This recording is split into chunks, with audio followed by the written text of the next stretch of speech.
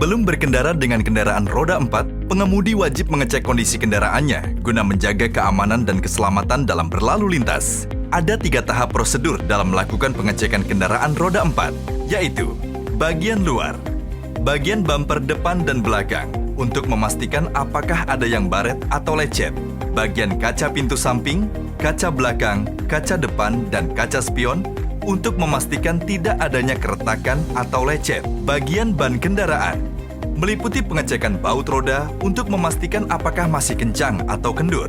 Untuk memastikan kembangan ban, cukup dengan meraba bagian selaban dengan jari tangan. Jika masih terdapat banyak rongga, artinya ban tersebut masih layak digunakan. Pemeriksaan tekanan angin disarankan menggunakan alat khusus seperti ini. Setelah itu, pengecekan ketebalan ban menggunakan alat pengukur ketebalan ban. Jika ketebalan ban masih berada di garis hijau, maka ban masih layak pakai. Namun apabila sudah berada di garis merah, keadaan ban sudah tidak layak digunakan. Bagian mesin meliputi pengecekan air radiator, air aki, apakah menggunakan aki basah atau aki kering, air wiper untuk membasuh kaca depan, kontrol oli mesin, dan pan belt atau tali kipas yang harus sudah diganti apabila sudah getas atau retak. Lalu pengecekan minyak power steering serta minyak rem dan kopling. Apabila keduanya sudah berada di angka minimum, sebaiknya ditambah untuk menjaga mesin tetap terjaga. Bagian dalam kendaraan atau kabin meliputi kopling, rem, dan gas. Diperiksa dengan cara menginjak berulang kali pada setiap pedalnya. Pastikan persneling dapat berfungsi dengan baik. Pemeriksaan seat belt atau sabuk pengaman dilakukan dengan menghentakkan seat belt dan mengatur tinggi rendah seat belt. Pemeriksaan ketinggian penarikan rem tangan ideal 2-5 klik, serta spion dalam dan lampu bagian dalam juga dipastikan menyala. Periksa juga tombol-tombol atau indikator. Sebelum dinyalakan, pastikan semua lampu indikator normal terlebih dahulu. Pemeriksaan lampu kecil, lampu utama, lampu kedip, lampu sen, lampu hazard, maupun lampu rem menyala dengan sempurna. Pengemudi juga harus mengecek keadaan karet wiper. Apabila karet sudah keras, maka wajib diganti. Apabila karet masih lentur, maka masih layak pakai untuk pembersihan kaca yang lebih maksimal. Periksa juga tuas pembuka tangki bensin. Di dalam bagasi, selalu persiapkan ban serep, dongkrak, kunci roda, kotak P3K, segitiga pengaman, dan apar yang digunakan ketika keadaan darurat. Teknik dasar mengemudi. Setelah masuk kendaraan, calon pengemudi harus mengatur posisi duduknya. Posisi duduk yang baik dan nyaman pada saat berkendara akan membuat pengemudi dapat mengendalikan kendaraan dengan baik dan benar. Dan jangkauan tangan pada kemudi tidak terlalu dekat, atau rapat, atau jauh. Karena pergerakan tangan pada saat mengendalikan kendaraan akan menjadi terbatas. Tekan pedal kopling atau tekan pedal rem saat akan memasukkan persneling terendah atau 1. Lalu hidupkan lampu sein atau sinyal pemberi isyarat pada saat akan bergerak jalan. Sebelum berkendara, pastikan pengemudi melakukan konfirmasi keselamatan dengan menengok pada kaca spion kiri, tengah, dan kanan. Teknik cara berbelok. Cara berbelok yang baik yaitu ketika hendak berbelok ke kanan, tangan kanan menarik ke bawah, kemudian disambut oleh tangan kiri bertemu di bawah kemudi. Dilanjutkan dengan tangan kiri yang menarik ke atas, bertemu dengan tangan kanan di atas. Begitu juga sebaliknya.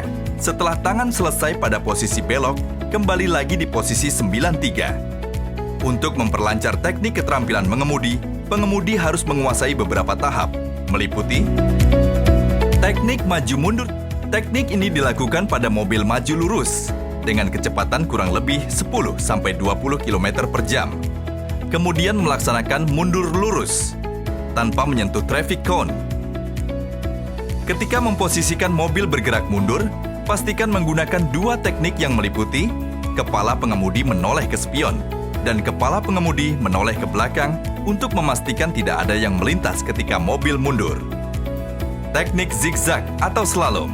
Teknik ini dilakukan ketika mobil berbelok masuk pada tikungan pertama, lalu dilakukan putaran kemudi selanjutnya baik ke kiri maupun ke kanan.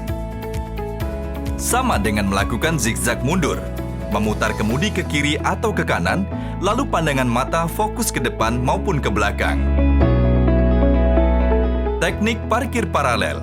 Parkir paralel dilakukan dengan 3 kali gerakan. Gerakan pertama, memposisikan mobil berjalan mundur perlahan. Gerakan kedua, melakukan maju sambil memutar kemudi ke kiri, agar posisi mobil masuk ke ruang parkir paralel dengan sempurna. Gerakan ketiga, mundur memposisikan mobil berada di tengah-tengah ruang parkir paralel, agar dapat membuka pintu serta garasi mobil. Teknik parkir seri. Berbeda dengan parkir paralel, parkir seri dilakukan dengan memposisikan kendaraan berjalan mundur perlahan, kemudian putar kemudi ke kiri. Pastikan as roda belakang sebelah kiri dekat dengan posisi trafikon pertama. Pandangan pengemudi fokus ke spion kanan untuk melihat trafikon yang paling terakhir. Setelah trafikon terakhir terlihat, kembalikan kemudi ke posisi semula. Teknik parkir serong. Teknik ini tidak berbeda dengan teknik parkir seri. Hanya saja parkir serong dilakukan saat mobil parkir dalam keadaan menyerong. Teknik menanjak menggunakan kendaraan roda 4. Apabila mobil berhenti pada posisi saat tanjakan, pengemudi menggunakan rem parkir, kemudian jalan tanpa ada gerakan mundur. Dilakukan dengan cara menginjak rem pedal kopling, kemudian memasukkan persneling 1, lalu menekan pedal gas secukupnya, lalu lepas pedal kopling perlahan, dan lepaskan rem parkir bersamaan dengan menambah gas, agar mobil tidak bergerak mundur.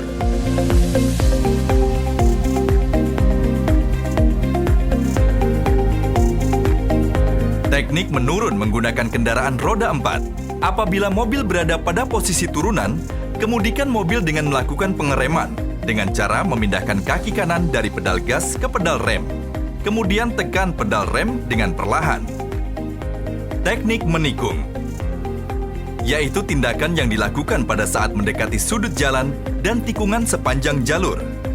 Pada prinsipnya, teknik menikung berpacu pada pengambilan posisi kendaraan pada sisi jalan yang tepat untuk menikung, penggunaan kecepatan kendaraan yang tepat, penggunaan gigi persneling yang tepat sesuai kecepatan yang digunakan, dan pastikan kecepatan tetap pada saat menikung. Teknik mendahului dan didahului. Mendahului sebuah kendaraan di depan memerlukan beberapa tahap, yakni pandangan mata melirik ke arah spion, menambah kecepatan, membunyikan klakson sebagai isyarat akan mendahului dan menyalakan lampu sen kanan, disusul dengan lampu sen kiri ketika sudah selesai mendahului. Sebelum mendahului, pastikan apakah pengemudi di depan menyadari bahwa ia bermaksud akan menyusul. Dapat diberikan ruang cukup pada saat pengemudi harus menyerong masuk dan memastikan apakah kendaraan di depan akan memberikan ruang atau kesempatan untuk didahului. Namun apabila pengemudi berada pada posisi didahului, pengemudi dianjurkan jangan panik. Turunkan perlahan kecepatan dengan menginjak rem perlahan-lahan. Prosedur perempatan. Pada saat mendekati suatu persimpangan jalan dengan tujuan untuk membelok kiri atau ke kanan, pengemudi harus mengambil posisi sesuai dengan arah yang dituju, yaitu merapat dengan sisi jalan untuk membelok ke kiri dan merapat ke garis tengah ketika hendak membelok ke kanan, seraya menyalakan lampu sen sesuai tujuan belok, serta menengok ke arah kanan dan kiri perempatan untuk memastikan keamanan pengemudi dan pengendara lain. Bagaimanapun juga, harus diperhatikan tanda panah yang terdapat dalam lampu pengatur lalu lintas, marka-marka jalan, dan lalu lintas kendaraan lainnya.